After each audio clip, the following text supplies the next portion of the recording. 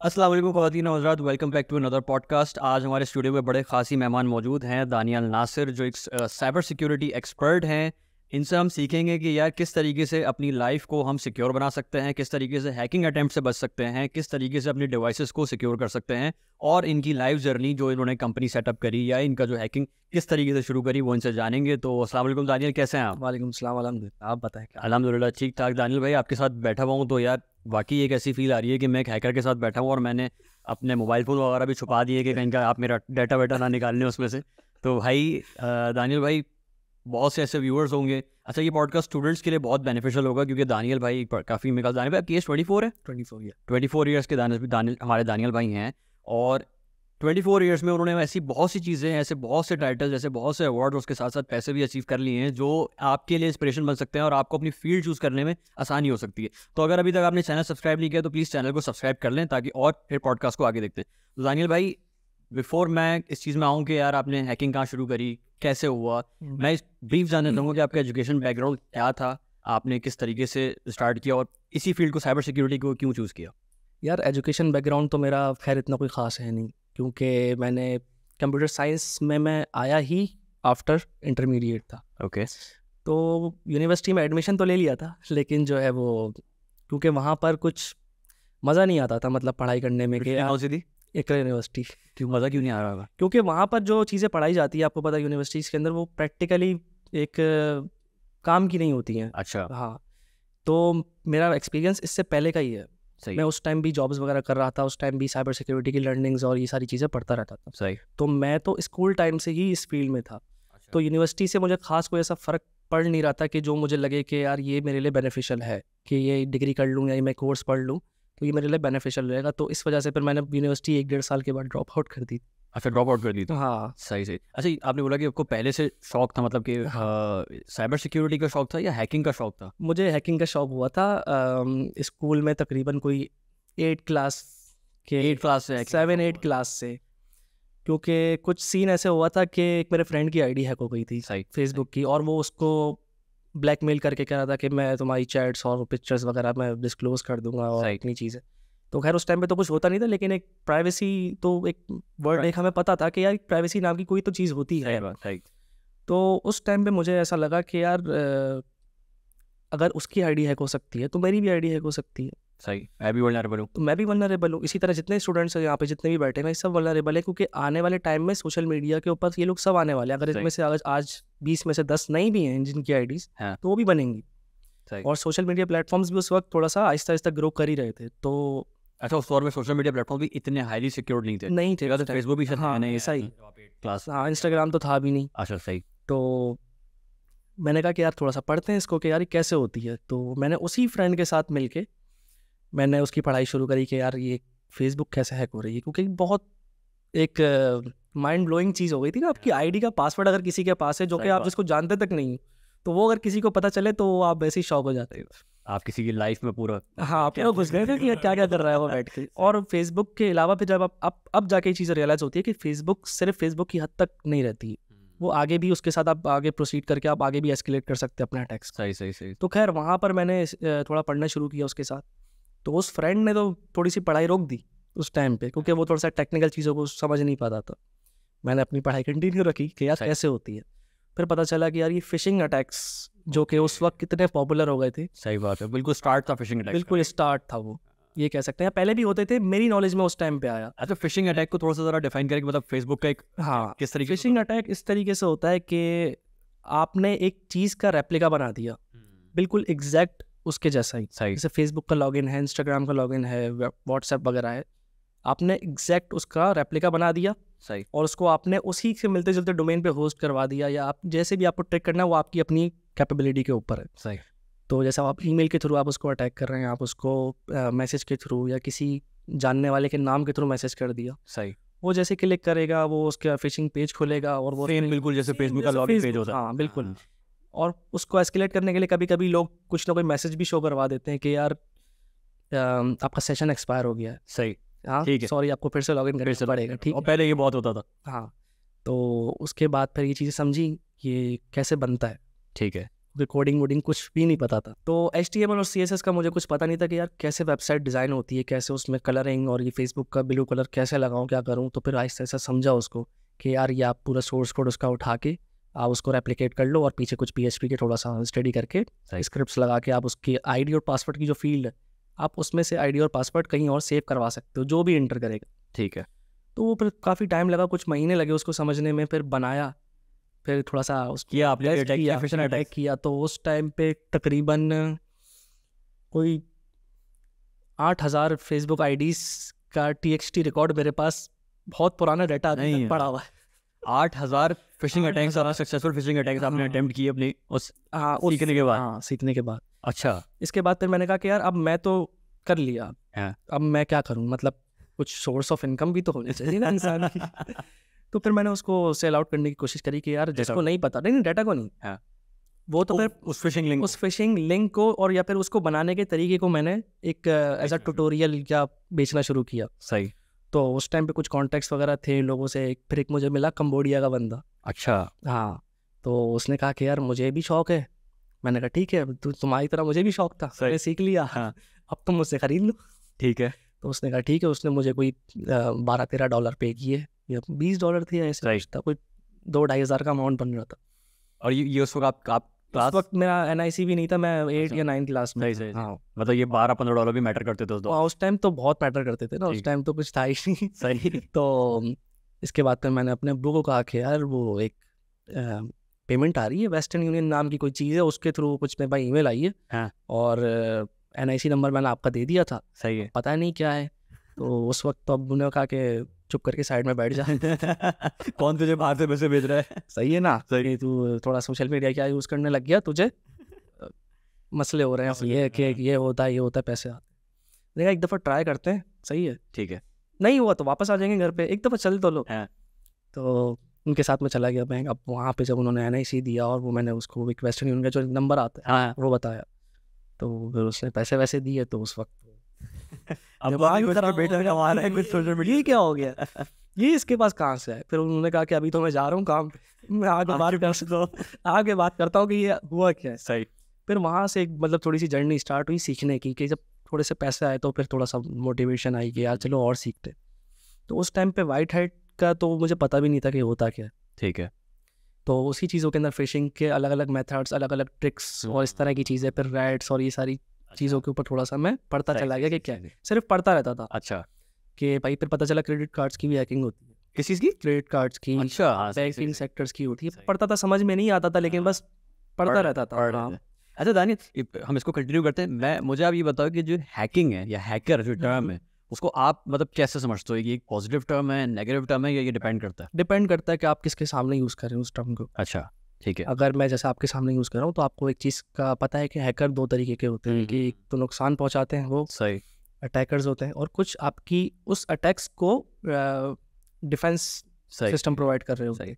तो वो है कि अगर आप किसी लड़की के सामने आप ये टर्म यूज़ करेंगे तो वो यही बोलेगी कि यार ये मेरी आईडी हैक कर लेगा। या फिर मेरी एक दोस्त है, उसकी आईडी इसकी आईडी हैक कर देगा। लेकिन मेजोरिटी तो लड़के भी ये समझते हैं कि यार वो फलाना जो है वो हैकर है, उससे आईडी हैक करवा लेते हैं। पहले समझते थे ज़्यादा, अब एटलीस्ट थोड़ी सी अवेयरनेस है। कुछ इसमें हमारे पास 2 किस्म है, रेड हैट है और एक वाइट हैट है, राइट? या black hat? Black hat and white hat है। अच्छा, क्या आपको वाइट हैट बनने के लिए, वाइट हैट हैकर ज़ाहिर है पॉजिटिव टर्म है, पहले ब्लैक हैट नहीं बनना पड़ता? नहीं, ज़रूरी नहीं है। ज़रूरी नहीं, आप डायरेक्ट वाइट हैट की उस पर आ सकते हैं? बिल्कुल आ सकते हैं। अच्छा, मैं इंसान को चोरी करनी आती नहीं है तो वो चोरी बचाएगा कैसे? अगर वो चोरी करना सीख ले, हाँ, तो as compare to directly white hat पे जाना, ब्लैक हैट आपके लिए जो है वो बेनिफिशियल रहता है कि आप पहले ब्लैक हैट से शुरू करें, और आप, लेकिन आपके ऊपर है कि आप ब्लैक हैट से फिर आप किसी को हार्म ना पहुंचाओ, कि यार अच्छा, कोई किसी से डिस्टर्ब ना हो, किसका कोई इम्पैक्ट किसी को ना पड़े। सही। आप उस हद तक अगर ब्लैक हैट कर रहे हो तो आप सीखने के हद तक, मतलब आपकी नीयत सीखने वाली है, तो आप उस चीज़ को कर सकते हो। मतलब आपने जब हैकिंग स्टार्ट करी, जो आपने फिशिंग अटैक्स वगैरह करे, वो आपकी हमेशा से उसका जो मोटिव था, मेरा मोटिव था किसी को नुकसान नहीं पहुंचाना। नहीं, मतलब वो जो 8,000 लोगों का डाटा था उससे कभी किसी मैं 8,000 लोगों की आईडी खोल के भी नहीं देख सकता। अच्छा, इतना टाइम इंसान के पास। सही। तो फिर आप मुझे बताओ कि जब हैकिंग इंसान कर रहा होता है तो फिर कुछ कंपनीज होती हैं, आप उनके भी फ्लॉज निकालते हो, जिसे आप बग बाउंटी प्रोग्राम कहते हो। बग बाउंटी में आपने कभी कोई काम किया या आपका उसके कोई ऐसी बात या बग बाउंटीज क्या होती हैं, आप बताओ ताकि जो भी कंप्यूटर साइंस के स्टूडेंट्स उनको पता हो। बग बाउंटीज मुझे बहुत टाइम बाद पता चली एक चीज़, ये भी एक टर्म है और इससे जो है वो पैसे भी कमाए जाते हैं। सही। उस वक्त तक, इससे पहले तक मुझे सिर्फ ये पता था कि यार आपको अगर वाइट हेड पे जाना है तो आप अपना सिर्फ पढ़ लें, हाँ। चीज़ों को पढ़ लो, समझ लो कि कैसे फ्लॉज निकलते हैं क्या है, और आप अप्लाई करो जॉब्स के लिए, ठीक है। और आपको इंटर्नशिप मिलेगी और वो फिर एक कॉर्पोरेट का सिलसिला शुरू हो जाएगा। सही सही। तो बग बाउंटीज़ का मुझे पता चला तकरीबन कोई 2015 में शायद। अच्छा। हाँ, मुझे सही से याद नहीं है, आसपास का ही कुछ। 2015। अच्छा, 2015 का मेरे ख्याल से वो दौर था ना जब मेरे ख्याल से राफे बलोच ने कोई गूगल या एंड्रॉइड की कोई वो निकाली। हाँ, ऐसा ही हैंडलिंग की ऐसा ही उस टाइम। हाँ, इस तरह की न्यूज़ आती थी, पॉपुलैरिटी उनकी एकदम से उनको मिली थी। सही सही। हाँ, राफे बलोच, शामिर आमिर, वो सारे पॉपुलर चीज़ें, इस तरह की चीज़ें मेरे सामने आती थी, लेकिन पता नहीं था कि करें कैसे। फिर एक बंदा था नोमान नाम का। अच्छा। हाँ, वो उनसे अभी भी मेरी कभी कभी बातचीत हो जाती। सही सही सही। बहुत कम होती है लेकिन हो जाती कभी कभी। तो वहाँ से मैंने स्टार्ट किया, तो उन्होंने कोर्स लॉन्च किया था, एथिकल हैकिंग करके ही कुछ सही कहता, और वो उर्दू में था, उर्दू और इंग्लिश दोनों में था। ठीक है। मैंने कहा ट्राई करते हैं। तो मैं, वो एक सीडी आती थी वहाँ पे, उन्होंने सीडीज़ प्रोवाइड की थी। सही। बहुत, उससे मुझे काफ़ी हेल्प मिली थी, मतलब स्टार्ट मेरा वहीं से था। तो वो सीडी से मैंने लर्निंग शुरू करी। वो कुछ 1-2 महीना तक मैं उसको पढ़ता रहा, वीडियोज़ ही थी सारी, सही। उसको प्रैक्टिकली करते रहे। इसके बाद फिर एक आइडिया हो गया कि यार अब समझ में आ गया फ्लॉस कैसे निकलेंगे। सही। ठीक है, अब ढूंढने टारगेट्स। सही। अब टारगेट अच्छा, मतलब बग बाउंटी किसी भी कंपनी का फ्लॉ निकाल के उसको बताना एथिकली। हाँ, और फिर अब मैंने उस कोर्स से सीखा तो ये था कि फ्लॉस प्रैक्टिकली कैसे निकलेंगे, सही, जिससे के थ्रू पैसे भी कमाए जाते हैं, लेकिन पैसे कहाँ से कमाने हैं ये नहीं पता था। सही। फिर पता चला यार हैकर1 भी है। हैकर1 उस वक्त थोड़ा सा पॉपुलैरिटी की तरफ जा रहा था। हैकर1 हैकर प्लेटफॉर्म बग क्राउड, ठीक सही। है, और एक दो और भी थे, वो अभी इतना ज़्यादा पॉपुलर नहीं है। सही। हैकर1 और बग क्राउड थोड़े से ज़्यादा, अब तो खैर काफ़ी सारे आ गए। सही। तो हैकर1 से स्टार्ट किया। हैकर1 पे फिर काफ़ी सारे बग्स रिपोर्ट करे, एप्लीकेशंस, क्योंकि वहाँ पे बहुत बड़ी बड़ी एप्लीकेशंस। सही। तो कोई ऐसा फेमस बग जो याद रह जाता हो? बहुत सारे। कोई एक बताओ यार। मुझे याद है कि तुमने कोई एयरलाइन का एक बग निकाला था। हाँ, एयरलाइन का एक बग था, लेकिन वो हैकर1 पे नहीं था। अच्छा। वो फिर हैकर1 पे भी आप काम करते हो, इसके साथ साथ आप एक्सटर्नल कंपनीज के साथ भी काम करते हो, जैसे कि उनके प्रोग्राम्स हैकर1 पे नहीं होते। सही। ठीक है, कि वो लोग हैकर1 के साथ सब्सक्रिप्शन बेस्ड के ऊपर काम नहीं कर रहे होते। सही। वो अलग से अपना बग बाउंटी प्रोग्राम चला रहे होते हैं कि हम हमारे पास आए, डायरेक्टली हमारा एक पॉलिसी है उसको फॉलो करते हुए हमें टेस्ट करके रिपोर्ट करें। बग बाउंटीज प्रोग्राम्स होते हैं ना, वेबसाइट्स पे, ये गूगल वगैरह। हैकर1 एक प्लेटफॉर्म है बग बाउंटी प्रोग्राम। अच्छा, ठीक है। ठीक है, अब आप उसके साथ जाना चाहते हो तो चले जाओ, नहीं जाना चाहते हो तो आपकी मर्जी, आपका प्रोग्राम बना लो आप। ठीक है। तो एयरलाइन का जो था सीन वो अलग से एक्सटर्नल ही था। अच्छा। हाँ, तो वो ये था कि उस पर मैं टेस्टिंग कर रहा था। वो लोग माइल्स प्रोवाइड करते थे। एयरलाइन कौन सी थी? United airline. यूनाइटेड एयरलाइन, ठीक है। वो लोग माइल्स प्रोवाइड करते थे, कि वो लोग पैसे वैसे नहीं देते थे, माइल्स प्रोवाइड, और उस माइल्स से आप एयरलाइन की टिकट्स बुक कर सकते थे। ठीक है। तो मुझे थोड़ा सा ट्रैवलिंग का बहुत शौक था, ज़्यादा शौक था शुरू से ही। तो मैंने कहा यार माइल्स मिलेंगे, पैसे नहीं मिलेंगे, कोई बात नहीं, सही, ट्राई लेते हैं। तो टेस्टिंग, काफ़ी दिनों की टेस्टिंग चलती रही उसके ऊपर, और एक फिर मुझे किसी का पोर्टल मिला। उस पोर्टल के ऊपर वो एयर होस्टेस का जो आपके फ़्लाइट अटेंडेंट्स होते हैं उनका पोर्टल। ठीक है। तो उस पोर्टल पे मैंने कुछ बग्स वगैरह निकाले, एसक्यूएल इंजेक्शन और कुछ ऑथेंटिकेशन बाईपास के कुछ इश्यूज थे। ठीक है। उसके बाद मेरे पास पूरा जब प्लेन का स्ट्रक्चर आ जाता था, जो भी आपकी रीसेंट फ्लाइट है उस एयरलाइन की, अच्छा, मतलब आप फ्लाइट्स की आपकी लिस्ट आ जाती है, आप कोई भी फ्लाइट सेलेक्ट कर सकते हैं। सही। तो उसकी पूरी लिस्ट आ जाती थी कि यार ये वाली फ़्लाइट है, इस टाइम पे ये उड़ेगी और इस टाइम पे ये इसका डिपार्चर और अराइवल होगा। ठीक है। और उसके अंदर कितनी सीट्स बुकड है, सही। किस किस की हैं। और वो जो कि पोर्टल फ्लाइट अटेंडेंट्स का था, तो मुझे फ्लाइट अटेंडेंट्स जितने भी उस फ्लाइट के अंदर सफ़र कर रहे हैं, सही है, उन सब का मेरे पास डाटा आता, कंप्लीट डाटा था। तो यहाँ तक कि उसके पासपोर्ट्स के स्कैन भी मेरे पास आता। नहीं यार, कि जो फ्लाइट अटेंडेंट वहाँ पर है उसके पासपोर्ट के स्कैन्स की कॉपीज़ भी वहाँ पर अपलोड हुई। और ये 0 डे थी? इसको आप ये 0 डे तो नहीं कह सकते, हाँ। ऑथेंटिकेशन बाईपास कह सकते हैं आप इसको, कि आपने एक पोर्टल का ऑथेंटिकेशन बाईपास किया और आप उसके अंदर जाके आपने, ठीक है। अच्छा, उसके बाद फिर सारी एस्केलेशन होती रही कि अब यहाँ पर क्या क्या ब्लॉकेजेस है, क्योंकि कुछ चीज़ों के अंदर वहाँ पे था कि आपको अगर इस फ्लाइट अटेंडेंट की डिटेल चाहिए, हाँ, तो आपको उसका मोबाइल नंबर पे कोड जाएगा, अच्छा, उस कोड को डालो, इस तरह का एक यहाँ OTP टाइप की सीन थे, ईमेल पे जाएगा या उस पे जाएगा। अच्छा, उसके अंदर अब एस्केलेट करने के लिए फिर वहाँ पे ब्रूट फोर्स करो या फिर उसको किसी और तरीके से बाईपास करो, तो इस वहाँ अंदर और सिक्योरिटी फीचर्स थे। ठीक है। तो उसको बाईपास करते करते काफ़ी दिन लगे, लेकिन वो हो गया था। मतलब आपके पास कंप्लीट एक्सेस आ गया कंप्लीट एक्सेस था मेरे पास, पूरा एयरलाइन का स्ट्रक्चर, तो उसके अंदर आप चेंजेस वगैरह भी कर सकते थे? चेंजेस भी कर सकता था, मैं फ्लाइट अटेंडेंट को किसी और फ्लाइट पे भी भेज सकता था वहाँ से। नहीं यार, मतलब इतना वो था, वनरेबल था वो। वल्नरेबल था वो, तो इस तरह की चीज़ें थी। फिर आपने वो रिपोर्ट किया एयरलाइन को? हाँ, रिपोर्ट किया एयरलाइन को, फिर उन्होंने मुझे माइल्स वगैरह इशू किए। सही। अब माइल्स जब मैंने उसकी फ़्लाइट बुकिंग करी, जो कि मुझे करनी थी, मेनली मेरा पर्पज़ ही यही था, तो वो हुई नहीं, और वो माइल्स थोड़े से कट गए और माइनस हो गए, तो वो फिर मुझे, क्योंकि पाकिस्तान का थोड़ा सा एक वो आता है, पेमेंट गेटवेज का इशू आता ही है, और यूनाइटेड एयरलाइन तो मेरे ख्याल से पाकिस्तान में आती भी नहीं है। हाँ ऐसा ही है। ऐसा ही है ना? तो नहीं, मैंने कहा कि मैं दुबई से कनेक्टिंग, सही। तो वो ऑप्शंस तो बहुत थे। तो उस टाइम पे फिर जो है मैंने लुफ्थांसा एयरलाइंस के साथ भी काम किया। अच्छा। तो माइल्स वगैरह जब मुझे मिले तो फिर मैंने कहा कि यार अब क्या करें, तो फिर उनकी एक शॉप थी, वहाँ से आप प्रोडक्ट्स वगैरह परचेज कर लो, और जो भी माइल्स के थ्रू मतलब आपको पेमेंट नहीं करनी, तो मैंने फिर वहाँ से कुछ प्रोडक्ट्स परचेज करके वहाँ से शिपमेंट करवा ली यहाँ पर पाकिस्तान में। हाँ ठीक है। और मतलब ये यूनाइटेड एयरलाइन का पूरा जो है आपने बग बाउंटी प्रोग्राम जो है इस तरीके से मैंने कहा, उसके अलावा कोई ऐसी बग बाउंटी जो हो? इसके अलावा मतलब बग्स तो बहुत सारे ही हैं, लेकिन हैकरमैन के ऊपर काफ़ी बड़ी बड़ी कंपनी है, जैसे स्टारबक्स हो गया, इसके बाद आपके पास बज़फीड हो गया, सही, और भी बहुत सारी है। करीम के लिए भी आपने मेरे ख्याल से एक दफ़ा कोई बग बाउंटी प्रोग्राम? करीम का बग बाउंटी प्रोग्राम नहीं था। करीम का सीन ऐसा था कुछ कि वो एक बड़ी पॉपुलर कहानी हो गई थी उस टाइम पे। तो अच्छा, करीम का ऐसा कुछ हुआ था कि करीम उस टाइम पे नया नया पाकिस्तान में आया था। ठीक है। और उस वक्त मैंने जो है वो एक अपनी गाड़ी परचेज़ की थी फर्स्ट टाइम। तो मुझे लगा कि अब गाड़ी तो है, अब करीम भी है, उस वक्त पेन टेस्टिंग का और ये बग बाउंटीज़ का तो था एक क्रेज़ कि यार बस कनेक्ट करना है किसी कंपनी के साथ और वो उनको चीज़ें बतानी है और कुछ ना टेस्ट करते रहो। ठीक है। तो मैंने अपनी गाड़ी को जो है वो करीम में रजिस्टर कर लिया। ठीक है। As a captain. ठीक है।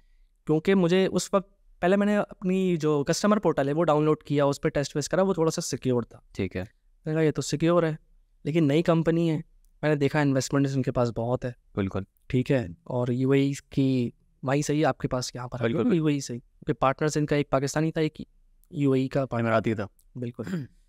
तो फिर वहाँ से मैंने कहा कि यार अब मुझे कैप्टन पोर्टल चाहिए, वो कैसे मिलेगा? कोई करीम चलाने वाला दोस्त तो है नहीं अभी। तो मैंने खुद अपनी गाड़ी को करीम में रजिस्टर करा लिया एज अ कैप्टन। ठीक है। इसके बाद मुझे ड्राइवर पोर्टल का एक्सेस मिल गया कुछ दिनों में। अब वहाँ पे थे असल इश्यूज। अच्छा, वहाँ पे असल इश्यूज थे। अच्छा, वहाँ पे तो जाएगा तो कैप्टन ही जाएगा, वहाँ पे कैप्टन जाएगा। अब एंड यूजर तो जा नहीं रहा। बिल्कुल ऐसा है, क्योंकि एंड यूजर को आप थोड़ा सा ज़्यादा सिक्योर कर दो, इसलिए उन्होंने वहाँ पे ज़्यादा चौकीदार नहीं खड़े किया। इंटरनल सिक्योरिटी के ऊपर उन्होंने इतनी ज़्यादा तवज्जो नहीं दी। सही। ठीक है। उन्होंने कहा यार कितने कैप्टन होंगे, हाँ हकीकत नहीं, 22 करोड़ की आवाम है, कैप्टन तो 22,000 भी नहीं होंगे उस टाइम। और उनको ये नहीं पता था कि एक हैकर जो है वो हमारे पोर्टल में जुड़ने वाला है, एक इंटेंशनली। ऐसा ही है। फिर अच्छा, मेरा मकसद यही था कि मैं कुछ फ्लॉज निकालूं, इनके पास जाऊं, इनके साथ काम करूं। ठीक है।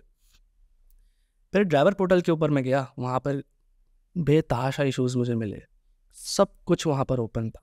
अच्छा। सब कुछ, इवन कि हर एक ड्राइवर इस वक्त किस लोकेशन पे है, उसकी लाइव लोकेशन, उसकी नंबर प्लेट के साथ जो डाटा आप करीम में जाके जब आप ऐसा कैप्टन रजिस्टर करवाते, वो सारा अवेलेबल, सारा उसका NIC नंबर, उसका घर का एड्रेस, उसके फैमिली का डाटा और उसका फ़ोन नंबर, अब ईमेल एड्रेसेस।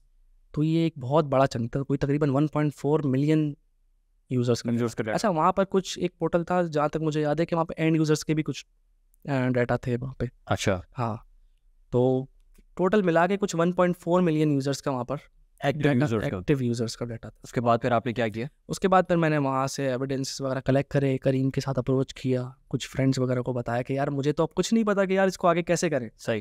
तो जो मेरे से सीनियर्स थे इस फील्ड में, तो मैंने उनसे कांटेक्ट करके उनको कहा कि यार मुझे थोड़ा सा आइडिया दो, मशवरा दो कि यार मैं क्या करूँ, कैसे रिपोर्ट करूँ, कैसे उसके, क्योंकि वहाँ पर अगर मैं सपोर्ट लेवल के ऊपर जाता, कस्टमर सपोर्ट के ऊपर, तो वो तो मुझे मुँह भी नहीं लगा। ऐसा ही है। तो मेरा मकसद था उसके CEO को, CTO को रीच आउट करना। तो कुछ दोस्तों ने भी कोशिश करी लेकिन नहीं हो पाया। तो मेरे एक फ्रेंड ने जो है वो वहाँ पर एक अपनी ही वेबसाइट के ऊपर एक आर्टिकल पोस्ट कर दिया। अच्छा। कि एक रिसर्चर है दानियल नासिर, उसने करीम के साथ ऐसा चीज़ें की हैं। हाँ। और करीम के साथ हमने रीच आउट करने की भी कोशिश की, लेकिन कोई वो नहीं है, सीरियस रिस्पॉन्स नहीं आया होगा। अच्छा, अब हुआ ये कि वो आर्टिकल डला, सब भूल गए, ऐसा उस आर्टिकल को इतना इतना ज़्यादा कुछ भी नहीं हुआ, वो सही। थोड़ा बहुत खाली वायरल हुआ। उसके बाद मेरे पास कुछ जॉब ऑफर्स और कुछ कॉन्ट्रैक्ट्स, कुछ प्रोजेक्ट्स वगैरह ये। अच्छा, उस आर्टिकल की वजह से ये फ़ायदा हुआ। हाँ, उस आर्टिकल वो उस लेकिन फिर भी इतना नहीं था। ठीक है, लेकिन उसके कुछ टाइम बाद ही करीम हो गया हैक, ठीक है। Completely hack. अब वो आउटसाइड हैकर्स ने किसी और कंट्रीज़ के थ्रू वो हैक किया उसको। हो सकता है वो उसकी सोर्स वो आर्टिकल ही हो कि उनको पता चला। मे बी पॉसिबल, भी पॉसिबल हो सकता है, कुछ फिर? नहीं पता।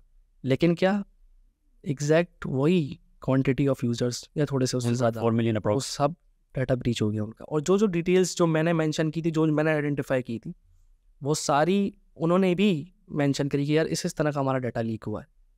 तो ये उस वक्त फिर आपसे कोई रब्ता नहीं किया करीम ने? उस वक्त भी कोई रब्ता नहीं किया। उस वक्त तो सीन ऐसा था कि उस वक्त फिर जो पुराना वाला आर्टिकल था ना, हाँ। वो उठा, अच्छा, वो उठा है। और उसके बाद फिर वो पूरे यूएई के अंदर वो इस कदर वायरल हुआ है कि मैं बता नहीं सकता आपको। उसके बाद फिर मेरे इनबॉक्स, मेरा लिंक्डइन और मेरे सारी ईमेल्स वगैरह, ये हुआ कि दुनिया में एक चीज़ पता चल गई कि हाँ, एक बंदा बैठा है ऐसा दानियाल नासिर जो इस लेवल का काम जानता है। ऐसा ही है अच्छा, बिल्कुल। ये इतना जो करीम का नॉन सीरियस एटीट्यूड था, तो ये इसी को आइडेंटिफाई करते हुए आपने अपनी कंपनी की फॉर्मेशन करी कि कंपनी नहीं रही है इस तरफ? नहीं, कंपनी की फॉर्मेशन तो काफ़ी बाद में हुई है। इसके बाद तो फिर मैंने इसको साइड में कर दिया, मैं अपना बग बाउंटीज हैकर1 के ऊपर आ गया। अच्छा, उस पर फिर मैं काम रेगुलर करता गया। उसके बाद फिर मैं टॉप 100 हैकर्स के अंदर भी आया था। सही, हैकर1 पे बिल्कुल सही। मतलब ये एक्नॉलेज था कि आप टॉप 100 में हो। हाँ, आपको एक्नॉलेजमेंट की इसकी? बिल्कुल। सही। हैकर1 ने मुझे कुछ सालों पहले एक मोस्ट वैल्यूएबल हैकर का एक अच्छा, टाइटल दिया था। सही।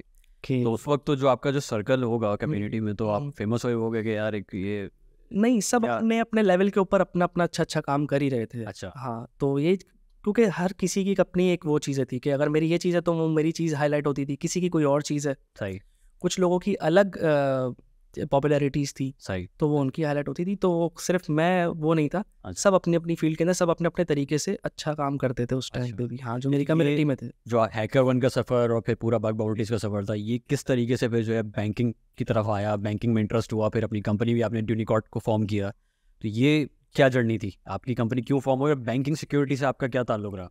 ये जर्नी मेरी ऐसे स्टार्ट हुई थी कि मैं बग बाउंटीज करते करते इसके बाद मेरा मूड हुआ कि यार अब थोड़ा सा कॉर्पोरेट की तरफ एंट्री लेते, देखते हैं कि यहाँ की मार्केट में क्या चल रहा है। सही है। तो मैंने डिसाइड किया कि मैं जॉब करता हूँ, वहाँ पे स्टार्ट करता हूँ। ठीक है। मैंने एक जॉब स्टार्ट करी, जॉब फ़ौरन मिल गई थी क्योंकि एक्सपीरियंस था मेरे पास। तो जॉब मिल गई, काम किया, फिर वहाँ से स्विच किया। अच्छा, मैंने 6-8 महीने की ही जॉब्स की हैं सब जगह, से ज़्यादा नहीं कर सकता। ज़्यादा मैं नहीं कर सकता। सही है। ठीक है। तो उसके बाद फिर मैंने एक जगह जॉब की, फिर दूसरी जगह जॉब, फिर मैंने कुछ कंसल्टेंसी कंपनीज़ को चूज़ किया कि मुझे अब यहाँ पे जॉब करनी है कि ये कैसे काम कर रही है। Security consultant. सिक्योरिटी कंसल्टेंट्स की जो कंसल्टेंसी एजेंसीज होती है ना, उनके ऊपर काम। क्योंकि वहाँ से उनके पास प्रोजेक्ट्स आते थे बैंकिंग सेक्टर्स के। ठीक है। तो मेरा एम यही था कि मुझे बैंक के अंदर एंट्री लेनी है, लेकिन as a employ directly entry नहीं लेनी, मुझे किसी के थ्रू एंट्री लेनी है जो कि कंसल्टेंसी प्रोवाइड करते हैं। ठीक है। क्योंकि मेरा काम भी यही था, कंसल्टेंसी का। तो उसके बाद फिर मैंने कंपनी ज्वाइन करी, उसके साथ फिर मैंने कुछ प्रोजेक्ट्स वगैरह किए बैंक्स के। आना जाना बैंक्स में लगा रहता था, कभी कुछ 1-2 महीने किसी बैंक के अंदर, 2 महीने किसी बैंक में, फिर 6 महीने किसी बैंक में। तो ये मैंने 2-3 साल का एक टेस्ट किया सफ़र। सही। फिर मुझे पता चला कि जो चीज़ बैंक की नीड है, बैंक वालों को तो कुछ पता ही नहीं है। सही। यहाँ के जो बैंक्स हैं उनको कुछ भी नहीं पता सिक्योरिटी के हवाले से। सिक्योरिटी के हवाले से, ठीक है। मतलब नियर टू नन। ओके, सही है। ठीक है।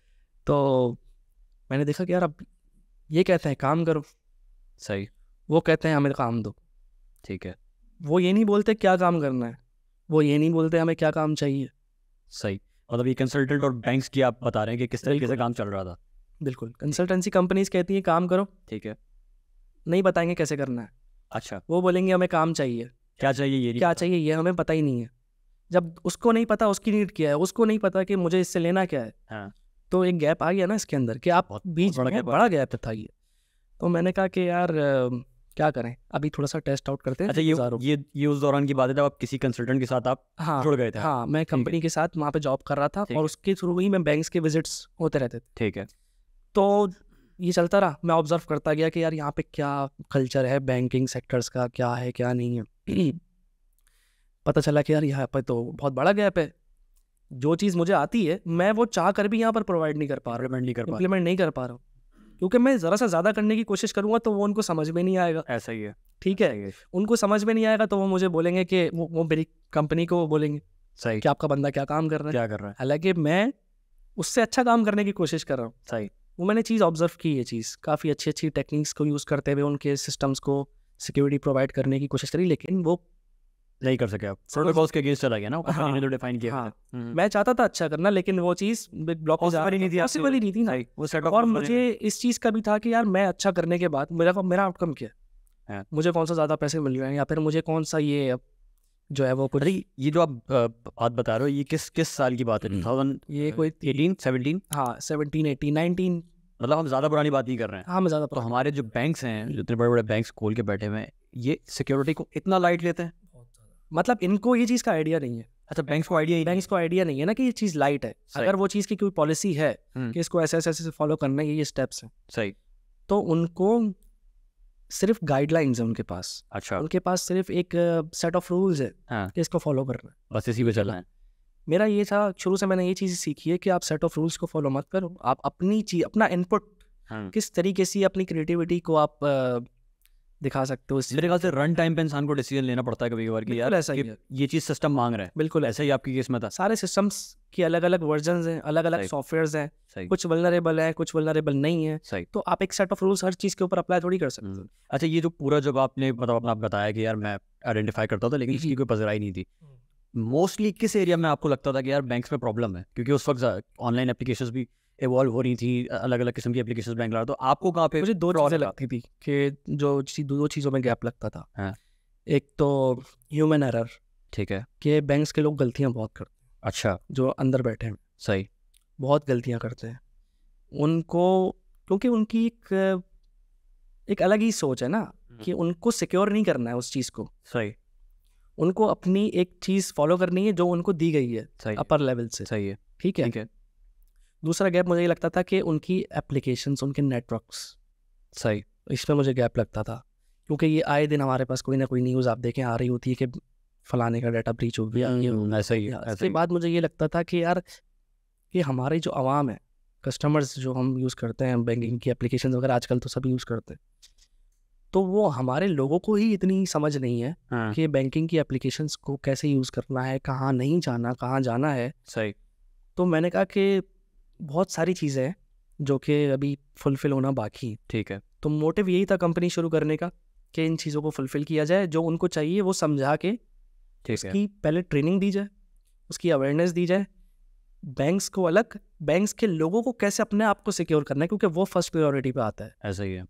पहले तो आप अपने आप को सिक्योर करेंगे ना कि यार मेरी डिवाइसेस सिक्योर हो, इसके बाद फिर आप कस्टमर की सिक्योरिटी के ऊपर जाएंगे। सही है, सही, तो वहाँ की अपने लोगों को पहले सिक्योरिटी की अवेयरनेस देनी थी कि आप लोगों को बचना कैसे, अच्छा, क्योंकि आप एक्सप्लॉइट हुए हाँ, तो बैंक का पूरा सिस्टम नेटवर्क ही एक्सप्लॉइट हो जाएगा। ऐसा ही, ऐसा ही है। ऐसा ही, तो वो चीज़ का मेरा मोटिव था कि मैं इनको ट्रेनिंग्स दूँ, अवेयरनेस दूँ कि आप लोग पहले तो खुद फिक्स करें अपने आप को, ठीक है, फिर अपने सिस्टम्स को फिक्स करें, पहले अपनी सोच को फिक्स करें। फिर सिस्टम को फिक्स ठीक है, कि आप ये नहीं सोचें कि आप सिक्योर हैं। ठीक है, आप पहले ये माने कि आप वल्नरेबल हैं। मतलब बैंक्स का ये था कि यार हमने पैसे दे देना है साल के, ऐसा ही। कंपनी हमें जो थर्ड पार्टी है वो सिक्योर करके बैठी हुई है, हाँ, अपनी इनसाइड कोई उनकी कोई इदारे है, सिक्योरिटी था, था डिपार्टमेंट्स बने हुए हैं, सही, लेकिन एज सच वहाँ पर कोई इतना ज़्यादा वो नहीं है, अवेयरनेस नहीं है, अवेयरनेस नहीं थी, हाँ, सही ये सही बात, सही सही सही, अवेयरनेस नहीं है, ठीक है। तो फिर रॉक सॉलिड चीज़ नहीं है। फिर आपने मतलब यूनिकॉड को आपने इस्टेब्लिश किया, हाँ। यूनिकॉड इस्टेब्लिश करने के बाद मुश्किलात नहीं हुई कि इन बैंक्स में? तो मुझे याद है कि अभी भी मेरे ख्याल से जो आपके बैंक के जो टॉप सीसो वगैरह जो बैठे हुए, तो यार अगर तो बुढ़े बाबे बैठे हुए, ऐसा ही। उनको कन्विंस कैसे किया आपने कि यार मैं एक 24, 25, 23 साल का लड़का हूँ? मेरे ख्याल से आप कब कंपनी कब फॉर्म करी? मैं बताता हूँ आपको, 2019 में। सही, 2019 में फॉर्म की, इसके बाद मैंने ये सोचा कि आपकी 20 ईयर्स आपकी एज थी, 2021 ऐसे ऐसे ही, ठीक है, ठीक है, तो इसके बाद फिर अच्छा, क्योंकि मैं काम कर चुका था वहाँ पर, तो मेरा काम काफ़ी हद तक पसंद आता था वहाँ के लोग। अच्छा, मतलब लोग जानते थे कम्युनिटी में, लोग जानते थे। ठीक है, कुछ ये बग बाउंटीज की वजह से, सही। कुछ ये करीम के सीन्स की वजह से, और इस तरह की चीज़ों की वजह से जानते थे कि कोई दानियल नाम का बंदा है। अब उन्होंने फिर जब मेरा काम भी देखा, क्योंकि मैं समझाने की कोशिश करता रहता था कि ये चीज़ ऐसे नहीं, आप ऐसे इसको एडवांस लेवल पे लेके जा सकते हो। ठीक है, तो वो ऐसा ऐसा उनको भी थोड़ा बहुत पता चलता था कि नहीं यार, ये कुछ काम के अंदर चेंजिंग एडवांसमेंट है। ठीक है, तो जब मैंने कंपनी फॉर्म की, तो जाहिर है मुझे वहाँ से कट ऑफ करना था, सारे बैंक, सारी कंसल्टेंसी कंपनीज के साथ और सब जगह से कट ऑफ करना था। ठीक। तो वो मुझे कहते थे कि यार हमारे पास तुम डायरेक्टली जॉब कर लो, ठीक है। कंसल्टेंसी कंपनीज को छोड़ो, इसको ये छोड़ो, बैंक्स क्या उसको है? छोड़ो। ये बैंक्स मुझे कहते थे ठीक है, कि यार तुम्हें जो चाहिए ले लो। तुम्हें जितनी सैलरी चाहिए, हमें तुम्हें मैनेजर लेवल की भी सैलरी दे देंगे, ओफो। सैलरी ले लो, आ जाओ, गाड़ी चाहिए, ये चाहिए, वो चाहिए। और 20 साल की benefits उम्र में ये चीज़ सबसे ज़्यादा अट्रैक्ट करने वाली चीज़ क्या होती है? गाड़ी, यही होती stable है। income? हाँ यही होती है। सही। मैंने उनको, उन लोगों को मैंने सीधा स्ट्रेट फॉरवर्ड मना कर दिया कि यार मुझे काम नहीं करना है ऐसे, मुझे जैसे काम करना है मैं वैसे काम करूँगा, भले मैं कम पैसे। मेरा पास टायर है। स्टाइल है अपना। हाँ। फिर मैंने वहाँ से थोड़ा सा निकलना शुरू किया कि यार जब ये मुझे अपने पास एज अ एम्प्लॉय रखने के लिए इतना वो कर सकते हैं, हाँ, तो छोटा मोटा प्रोजेक्ट तो दे ही सकते हैं। ऐसा ही, है ना? ऐसा ही। फिर लेकिन उस वक्त पता नहीं था कि कैसे मिलेगा। ठीक है। फिर थोड़ा सा मिले, लोगों से बातचीत करी कि यार क्या एक दफ़ा ट्राई तो करो, नहीं समझ में आए तो मत करना। सही है, तो खड़ी हुई है। जॉब तो खड़ी हुई है ना। सही। तो मैंने कहा ट्राई करो एटलीस्ट। छोटे बैंक्स से मैंने शुरू किया। कुछ लोग जो बैंक्स में काम करते थे, दोस्ती यारी थी, मैंने कहा उनको यार थोड़ा सा देखो, बताओ तुम्हें तो मेरा काम पता है। सही। सही है, अपने सीनियर्स को बोलो कि एटलीस्ट इस कंपनी को ट्राई करते हैं। हाँ। तो वहाँ से लोगों को पता था कि यार इसने कंपनी शुरू की है और थोड़ा सा इसको काम वाम का आइडिया है। ठीक है। तो फिर एक छोटा प्रोजेक्ट शुरू हुआ। फिर इसके बाद जो है वो सिलसिला शुरू हुआ। कुछ प्राइवेट कंपनीज के साथ तो मैं काम कर ही रहा था, सही। यूएस, कनाडा और मिडिल ईस्ट के मेरे पास क्लाइंट्स इससे पहले भी थे। तो बैंक्स का मेरा था यार यहाँ के बैंक्स थोड़ी सा अवेयर करेंगे, ठीक एक थोड़ा सा मेरा मोटिव था। सही। अब थोड़ा सा वो कम हो गया, कम हो लेकिन था। तो ऐसे पर शुरू हुआ, फिर एक बैंक हुआ, फिर दूसरा बैंक हुआ, फिर तीसरा बैंक हुआ, ऐसे करके कुछ 3-4 बैंक्स के साथ काम किया अच्छा। डायरेक्टली। बाकी इनडायरेक्टली तो फिर जो है वो काफ़ी सारे बैंक्स के साथ काम कर चुका हूँ। सही। तो आना जाना बैंकिंग सेक्टर्स में काफ़ी रहा है मेरा। बैंकिंग को ठीक ठाक फोड़म फाड़ी की हुई है आपने, है? हाँ, काफ़ी सारे सिस्टम्स को, हाँ मैंने। तो आपको लगता है कि आपने जो सर्विस प्रोवाइड करी है, भी काफ़ी हद तक सिस्टम सिक्योर हैं? यार सिक्योरिटी जो है ना, आप ये नहीं कह सकते। अगर वो मेरे साथ रेगुलर काम कर रहे हैं तो इस चीज़ की ये एक पॉइंट बनता है कि हाँ यार ये सिक्योर है और मैं इस चीज़ की गारंटी ले सकता हूँ। सही। अब उन्होंने एक दफ़ा मेरे साथ काम किया, ठीक है। मेरी जॉब पूरी हुई, हाँ। उन्होंने दूसरा कंसल्टेंट हायर किया, उसके साथ काम किया, तो वहाँ मेरी रिस्पॉन्सिबिलिटी ख़त्म हो जाती है। अच्छा।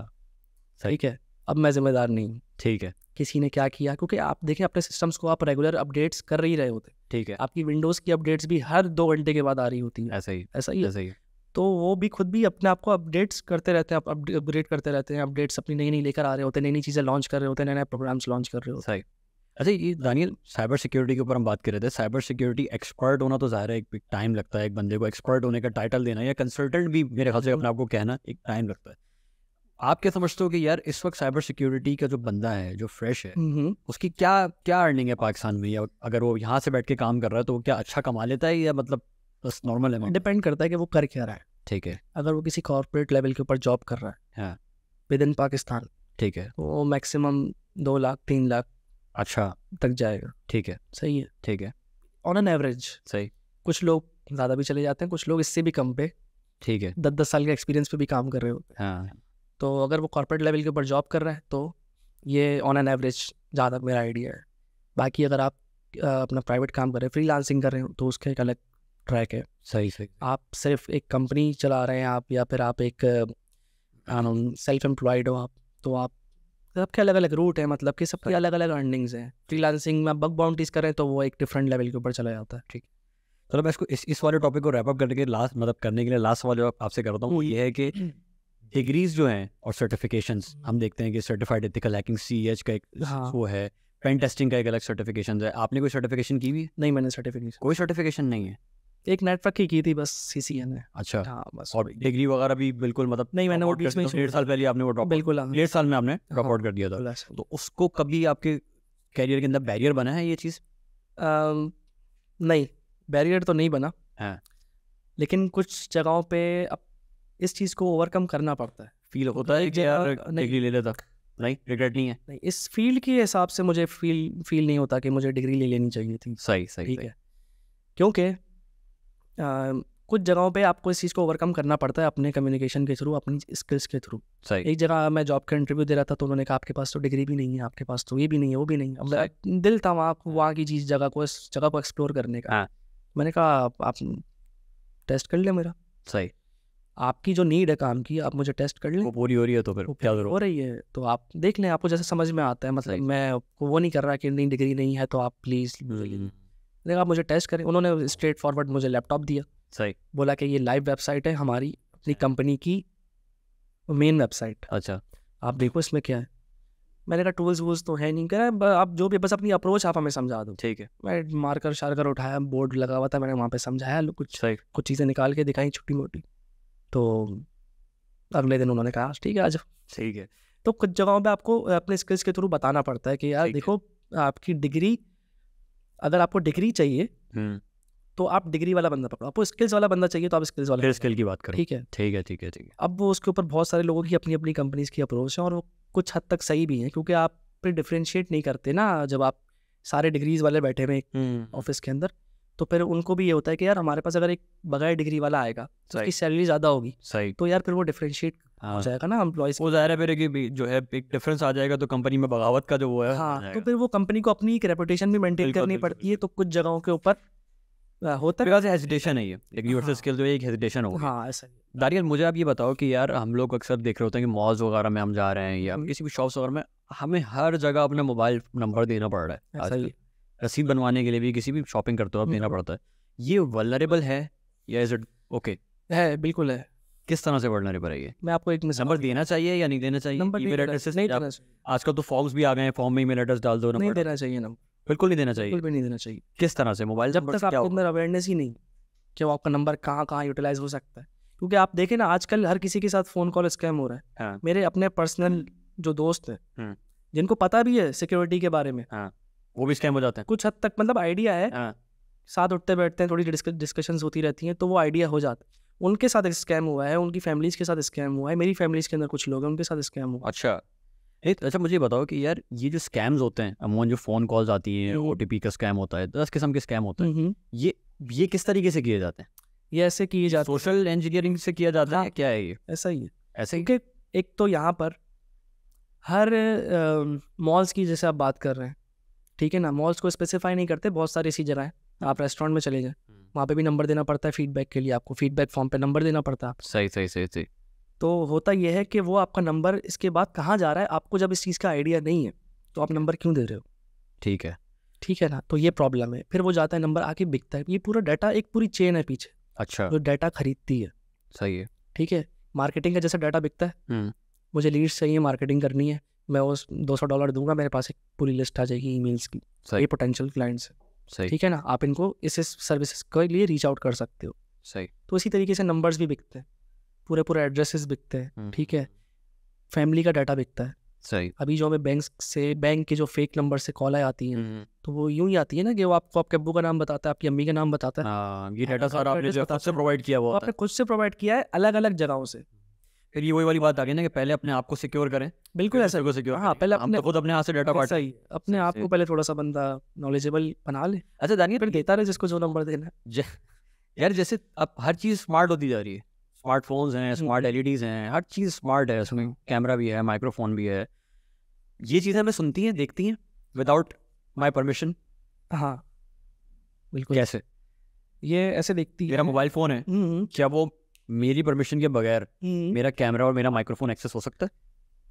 हाँ, या मेरे घर में स्मार्ट टीवी लगा हुआ है, उसमें भी कैमरा होता है, अब तो उसमें भी माइक्रोफोन। ऐसा होता है, लेकिन वो भी वही ह्यूमन एरर है। घूम फिर के देखें, बात जो आ रही है ना वो ह्यूमन एरर के ऊपर आ रही है। अच्छा, ठीक है, ह्यूमन एरर एक बहुत बड़ी एक चीज़ है जिसको फिक्स करना अभी खास तौर पर पाकिस्तान में तो बहुत ज़रूरी है। अच्छा, हाँ, क्योंकि हम अपनी एप्लीकेशंस को फिक्स करने के पीछे लगे हैं, अपने नेटवर्क्स को, अपने सर्वर को, अपनी जो है वो गाइड दे रहे हैं सबको बैठ के कि ऐसे नहीं ऐसे करो, ऐसे नहीं वैसे करो, अपनी आईडी के अंदर 2FA लगा दो। अच्छा, ठीक है, तो हम ये चीज़ें अभी दे रहे हैं ग्राउंड लेवल के ऊपर। वैसे आपको अपने आप को पहले फिक्स करना है, सही, सही। आप कहाँ तक के सिक्योर हो। आप देखें, आप अपने नंबर्स दे रहे हैं।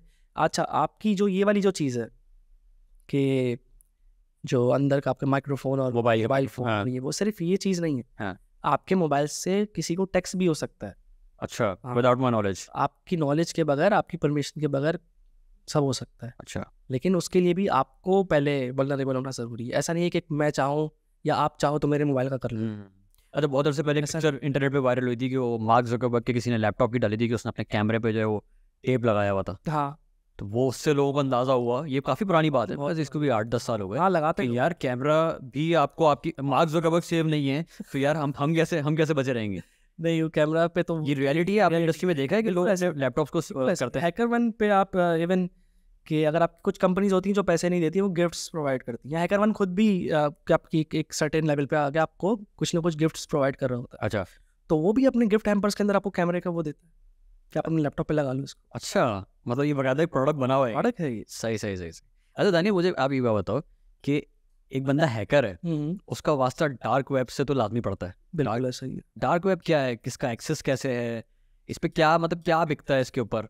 मुझे कुछ ज़रा यूजर्स को बताओ इस बारे में यार कि डार्क वेब क्या है, और कोई ऐसी कोई स्टोरी या कोई जो तुमने खुद एक्सपीरियंस की हो, कोई चीज़ परचेज की हो या किसी को देखा हो। नहीं परचेज तो मैंने खैर कुछ भी नहीं किया। सही। ठीक है। हाँ एक्सेस करने के काफ़ी सारे तरीके हैं, लेकिन हर किसी को के लिए एक्सेसिबल नहीं है ये। अच्छा, मतलब ठीक है। हाँ आसान नहीं है डार्क वेब एक्सेस करना। डार्क वेब ऐसे काम करती है कि एक तो पहले आपको उसके लिए एक अलग VPNs और ब्राउज़र्स भी आपको डिफरेंट यूज़ करने पड़ते हैं, अपनी आइडेंटिटी आपको छुपानी पड़ती है सबसे पहले। ठीक है। अच्छा दूसरी चीज़ ये कि अगर वहाँ पर बिकता क्या क्या है, वहाँ पे ड्रग्स वगैरह बिकता है, वहाँ पे आपको पोर्नोग्राफी के उससे आपको बहुत नेक्स्ट लेवल के ऊपर आपको वो चीज़ें मिलती हैं। तो पोर्नोग्राफी तो इजीली एक्सेसिबल है वेबसाइट्स के ऊपर। ये पोर्नोग्राफी नहीं, ऑन डिमांड पोर्नोग्राफी। अच्छा, हाँ इसमें जो हम अक्सर देखते हैं जैसे चाइल्ड अब्यूज़ वगैरह जो ऑन डिमांड करवाया जाता ऑन है। डिमांड कराया जाता है, ऑन डिमांड आपको किसी को टॉर्चर किया जा रहा है। सही है।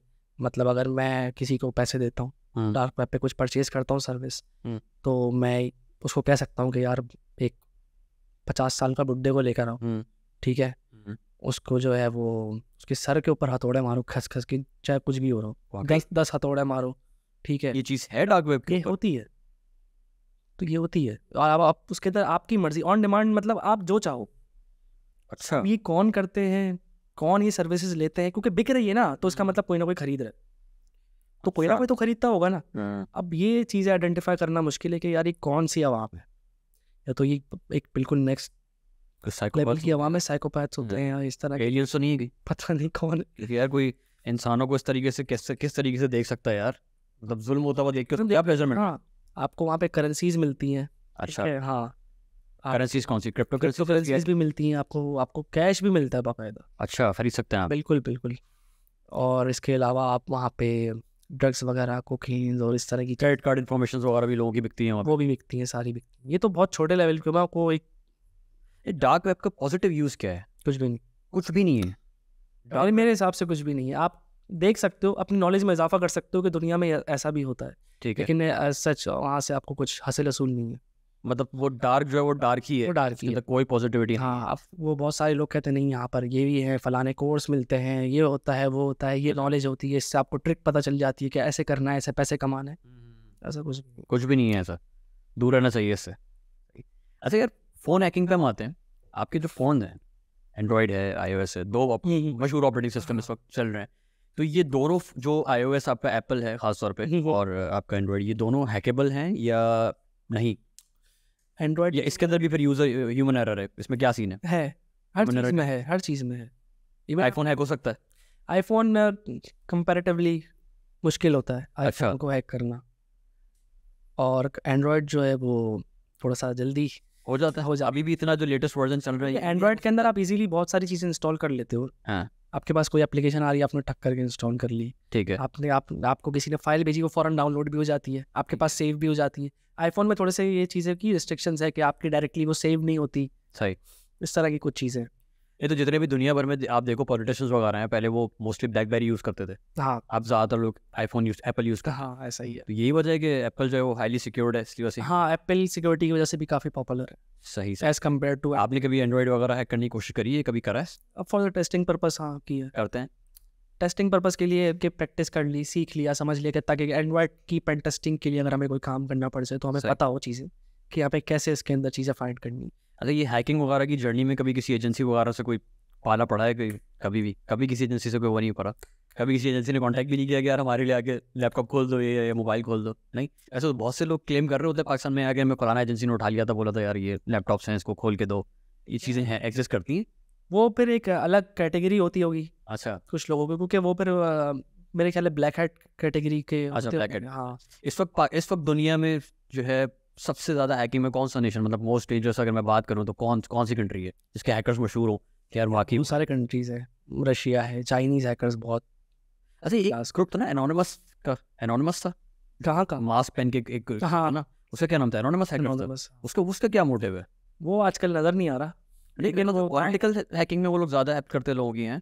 वो यार उनका मुझे आज तक कभी पर्पस समझ में नहीं आया कि वो क्यों कर रहे हैं। अच्छा। हाँ, क्योंकि उससे कुछ फ़र्क तो पड़ नहीं रहा था हैं, जहाँ तक मैंने देखा सही कि कुछ प्रैक्टिकली कुछ हो रहा हो। अच्छा, हाँ ठीक है, थोड़ा सा खौफ था लोगों को कि यार ये भी हैं जिसका कुछ पता नहीं है, एक डर लगा फेस करके अपना वो फेस कि एक डर रहता है, वीडियोज़ आ रही हैं कि यार ऐसा नहीं करना, ऐसा करना, ये करोगे तो हम ऐसा कर लेंगे। तो एक बस एक खौफ टाइप का था, लेकिन प्रैक्टिकली कुछ उसका नज़र नहीं आया। अच्छा, इंफॉर्मेशन सिक्योरिटी का मैं बात करूँ कि पाकिस्तान और मैं अगर इंडिया का कंपैरिजन करूँ तो इस वक्त क्या फ़र्क है पाकिस्तान और इंडिया की इन्फोसेक उसमें कम्युनिटी में, या इन्फोसेक स्टडीज़ या एजुकेशन की अगर मैं बात करूँ तो इंडिया के अभी भी इंडिया आगे है हमसे इन्फोसेक में? इंडिया हमसे 50-100 साल आगे है। 50 से 100 साल आगे है। आप ये समझ लें, इंडिया की इन्फोसेक कम्युनिटी इतनी तगड़ी है हाँ। कि मैं आपको बता नहीं सकता। अच्छा। मेरे कुछ फ्रेंड्स रहे हैं बग बाउंटीज़ के टाइम पे, हाँ, इंडियंस, तो उनके साथ मैं हेल्प लेता रहता था कि यार ये चीज़ कैसे होगी, वो चीज़ कैसे होगी, कभी उनको कुछ गाइड करना है तो वो। लेकिन आज जब मैं देखता हूँ तो वो सारे के सारे नेक्स्ट लेवल पहुँचे। हाँ, उन्होंने मतलब उतनी जल्दी ग्रो किया है चीज़ों को। एक तो वहाँ की कम्युनिटी बहुत अच्छी है। अच्छा, एक कम्युनिटी बहुत सपोर्टिव है। यहाँ पर तो हम एक दूसरे की सिर्फ टांग खींचते। इन्फोसेक कम्युनिटी ले ला, आप कोई सी भी ले लें, यहाँ की कम्युनिटी में ऐसा क्या मसला है और जो वहाँ की कम्युनिटी में नहीं? मतलब टांगे खींचना तो चलो यार दुनिया में कहीं भी चलता रहता है, जेलसी फैक्टर। हाँ, यहाँ पे भी जेलसी फैक्टर है ना। जो 2-3 नामवर लोग हैं, आप किसी से एक से भी किसी के बारे में बात करो तो अगला उसकी बुराई करता है। मैं एक बार गया था नेपाल। हाँ। एक इवेंट था। हाँ।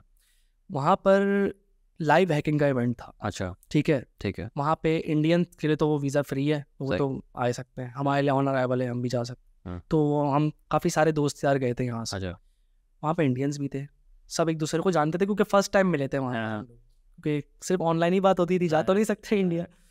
तो वहाँ पे मैंने खुद देखा सारे पाकिस्तानी जो थे सब अलग अलग बैठे हुए, अपनी दुकान लगा के कोई वहाँ पे जूस पी रहा है, सही है, कोई वहाँ पे बैठा हुआ है वो सिगरेट पी रहा है। इवेंट चल रहा है अंदर, लाइव हैकिंग इवेंट चल रहा है। ठीक है, हाँ, पॉइंट्स बन रहे हैं लोगों के, पैसे बन रहे हैं लोगों के। वहाँ पे सब अलग अलग बैठे हुए, कोई 2 लोगों का ग्रुप काम कर रहा है। हाँ। ठीक है, तीसरा उसके साथ बैठ के ऐसे देख रहा है उसको। तो अच्छा, ऑन द अदर साइड आप इंडियंस को देखें। हाँ। वो सारे एक साथ बैठे हुए मिलेंगे आपको। अच्छा, गैदरिंग बनी हुई होगी, बातें चल रही होंगी कि यार अच्छा चलो ऐसे करके ऐसे करते हैं, ऐसे करके ऐसे करते हैं, यार ये चीज़ को ऐसे ट्राई करें, तेरे पास कोई आइडिया है तो तू बता। अच्छा, ये कम्युनिकेशन होती है, ये एक थोड़ा सा बहुत मतलब ज़बरदस्त एक क्यों लैकिंग सिस्टम। वजह क्या हुई? हाँ, वजह क्या हुई लैकिंग की? आप तो कम्युनिटी का पार्ट हो पाकिस्तान में, आप तो कम्युनिटी का पार्ट हो, आपको लोग जानते हैं। क्या वजह है कि लोग, ये नेचर में हमारे, ये हमारा नेचर है। हाँ, कि अपने आप में रहो। हाँ, ठीक है, मिलजुल करना, इन्वॉल्व होना, ये चीज़ें। अच्छा, कभी ऐसा होता है कि जैसे कि यार आपने कोई बाउंटी निकाली हो या कोई आपने किसी चीज़ का फ्लॉ निकाला और आपको पता हो और आपने कभी किसी से शेयर किया और अगला बंदा पूरी कोशिश में हो कि इसका जो आइडिया है या जो उसकी फाइंडिंग्स हैं वो मैं चुरा के ले जाऊँ अपने साथ? नहीं, ऐसा कोई वैसे खास वाक़या हुआ नहीं है। अच्छा, हाँ, सही, ऐसा कुछ नहीं हुआ कि आपने बताया और उसने पहले कर लिया हो। पहले सीख जाते हैं, सीखने के पर्पस के थ्रू वो मुझसे पूछ लेते हैं। अच्छा, ये दानियल आपने अपनी दायरा पिछले 7-8 साल से हो फील्ड के अंदर, ये तो आपने नोट किया माशाल्लाह स्टार्टअप्स बन रहे हैं दबा के पाकिस्तान के अंदर। इनका कितना रुझान है इन्फॉर्मेशन सिक्योरिटी की तरफ या साइबर सिक्योरिटी की तरफ? हाल ही में आप देखो ना, बाइक हैक हो जाता है, बाइक आपको गाली दे रहा है सुबह सुबह नोटिफिकेशन में। तो ये की क्या सीन है इनकी? यार रुझान के मुझे नहीं लगता कि यहाँ के लोग हैं। अच्छा, हाँ, ये इनसाइडर्स तो नहीं हो सकते। नहीं तो इनके इदारों में ये बने हुए हैं, डिपार्टमेंट्स हैं। हाँ, होते प्रॉपर ना, वो नहीं हो रहे होते, बस वो एक इकोसिस्टम सही नहीं बना हुआ होता। अच्छा, यहाँ पर थोड़ा सा बस ये प्रॉब्लम कितना इम्पोर्टेंट है। हर कंपनी के अंदर आपको एक वो मिलेगा, एक सिक्योरिटी का डिपार्टमेंट मिलेगा। सही, सारी डेजिग्नेशंस के लोग भी मिलेंगे आपको, अच्छे पढ़े लिखे सर्टिफिकेशंस वाले, डिग्रीज वाले मिलेंगे। हाँ, लेकिन कंपनीज यहाँ पर इकोसिस्टम नहीं बना रही है। अच्छा, कि आप उनको आपस में जोड़ो भी तो सही कि किसका क्या रोल है। रोल्स डिफाइन नहीं है, सिर्फ डेजिग्नेशंस डिफाइन है कि तुम्हारी ये डेजिग्नेशन है।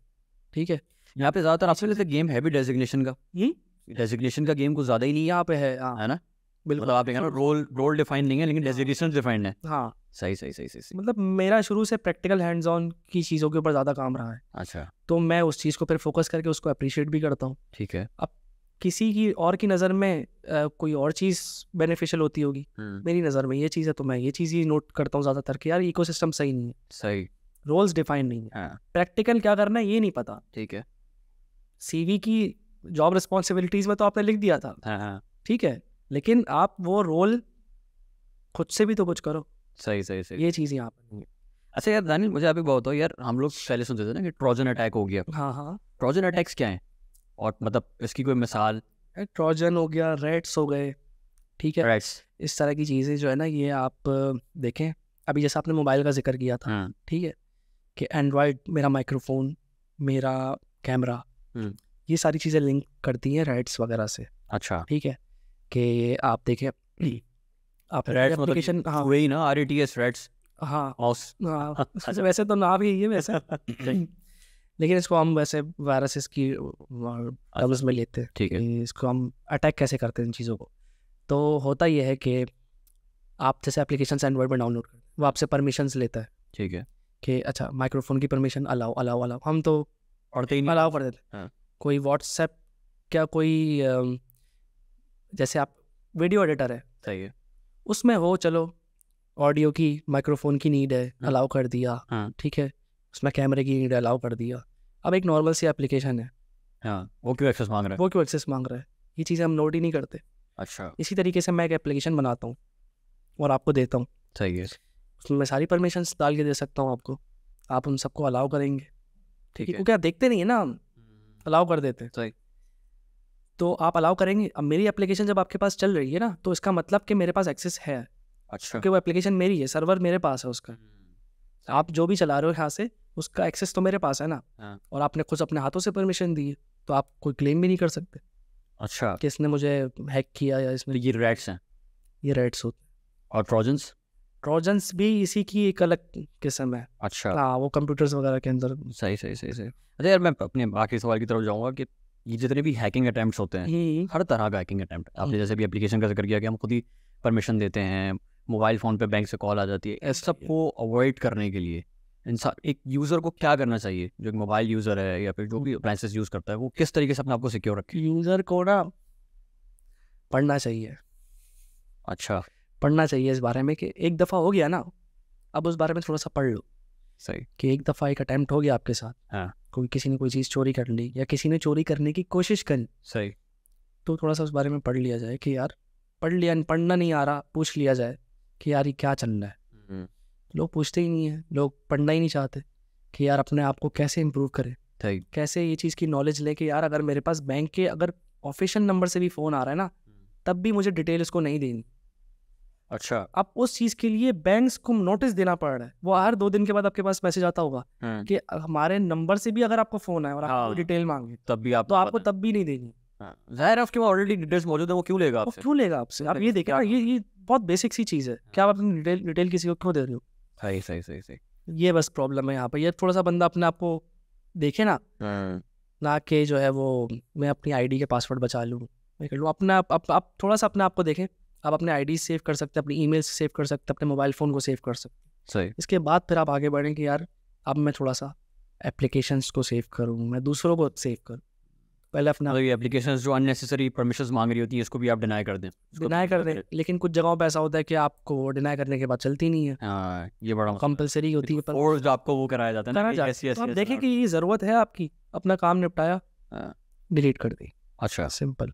सही सही सही सही। ना एप्लीकेशन रहेगी ना परमिशन रहेगी, ना आप हैक होंगे। ना आप कुछ चीज़ें हैं बस, ये छोटी छोटी सी ठीक सेट है। रहता है। तो दानियल भाई, बहुत शुक्रिया आपका, आपने टाइम दिया और इतनी वैल्यूएबल जो है बातें बताई लोगों को। उम्मीद है कि जो स्टूडेंट्स जो देख रहे होंगे ये प्रोग्राम, और उन्होंने काफ़ी कुछ सीखा होगा अगर साइबर सिक्योरिटी में आप फील्ड में आना चाहते हैं। वैसे दानियल जो है मोहम्मद दानियल नासिर के नाम से लिंक्डइन पे अवेलेबल हैं, आप चाहें तो आप इनसे कनेक्ट कर सकते हैं, वहाँ पे इनसे मशवरे वगैरह लेने तो आप ले सकते हैं, होपफुली आप दे देंगे भाई इनको। तो फिर मिलते हैं आपसे अगले पॉडकास्ट में। चैनल को सब्सक्राइब कीजिएगा, वीडियो को लाइक कीजिएगा, कमेंट्स में बताइएगा कि आपको आज का टॉपिक कैसा लगा। अस्सलाम वालेकुम।